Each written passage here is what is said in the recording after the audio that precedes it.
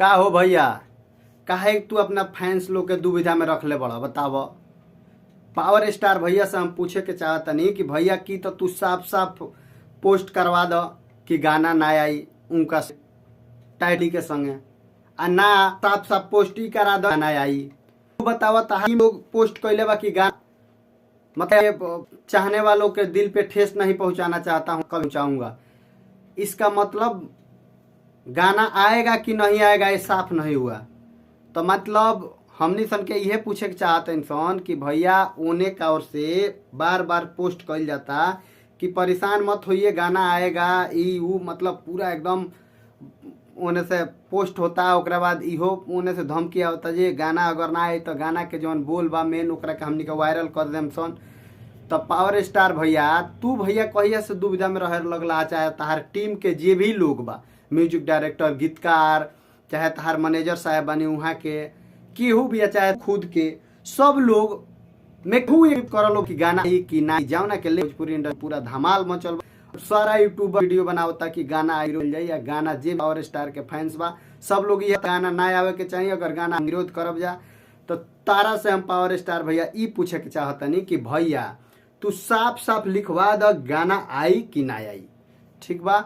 चाहे काहे कि धुरंधर भैया के भी टीम के सारा लोग तारा पर ई कसत अब गाना आई कि ना आई। बहुत लोग उनका के बधाई भी देता कि बहुत आगे बढ़, हमनी के मजबूर कर दे हमनी के बोलावला पर। भैया तू साफ साफ पोस्ट कर कि गाना आई कि ना आई जावना के ले। सबसे पहले हमनी के तरह कॉलर नहीं से भोजपुरी इंडस्ट्री में ई सबसे बड़का ई ना होला काल एगो बिया। ऐसे तरह के हम कहतनी कि तारा संगे अभी गाना ना आयल तब इतना कंट्रोवर्सी भइल बा। जे इनकरा के इंडस्ट्री में लेके आइली उकर ना भइली तो दोसर के कर होई है। बताओ धुरंधर भैया इंडस्ट्री में लेके अइले इनका के धुरंधर भैया लेके अइले नु, धुरंधर भैया इंडस्ट्री में ले अइले आपन बेचारा ई करके रख के इनका संगे एगो गाना देले, गाना पूरा एकदम इनका संगे स्टेज पर पूरा करौले सारा लोग। ओकरा बाद उनकर जब ना भइली तो तहार होइए पावर भैया। हमरा से इहे कहम सो कि तू सब पोस्ट कर दो ना, तो सब इहे पोस्ट कर दो जे आई। अगर ई लागत हो के जे ना गाने के चाहिए गाना आई, तू सब कर दो। काहे के दुविधा में रख, काहे कोने से धमकी दे हमरा कहे के मतलब तू साफ साफ भैया पोस्ट कर, साफ साफ पोस्ट कर गाई कि ना आई। चाहे ई पोस्ट कर कि वो जो कह रही है उसने दीजिए, जो मतलब आप लोग चाहते हैं वही। बहुत सारा यूट्यूबर लोग भैया बना के सम्मान खतरा तू एगो पोस्ट करवा देला भैया कि मैं अपने चाहने को दिल नहीं चाहता हूँ और मैं आपके खिलाफ काम नहीं करूंगा।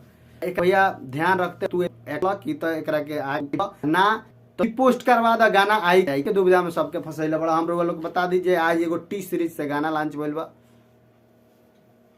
धुरंधर भैया का, जो उनकी बहुत ही के वीडियो लागल हमरा और ओकरा के सुनब, ओकरा रिव्यू हमके बना जब काहे बहुत गाना के भाव, लेकिन हमनी तो उ चीज ना दिखल, लेकिन और सुन के ओकरा के पूरा एकदम पर वाला वीडियो दे जवन की पूरा फाइनल रही।